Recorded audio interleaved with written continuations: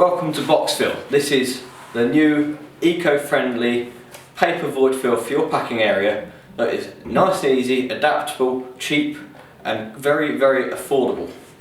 It's scalable, so as you get into a peak such as Christmas where you might have to suddenly double the number of packers that you have due to peak demands, you can suddenly double the amount of packed boxes that you have in use of this.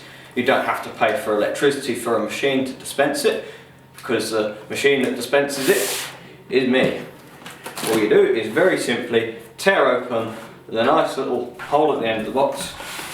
It says dispense this way on top, as shown, and you reach inside and pull from the centre. And here comes the paper void fill for your box. You simply tear it off to suit. Very easy. So first of all you take the box. Here's one I prepared earlier and taped. That's handy, wasn't it? So, first of all, take some paper and put it in the box. Nice simple paper padding for the bottom of the box. Next, I'm going to push in my glass, my bottle of sanitizer and picture frame that has been ordered.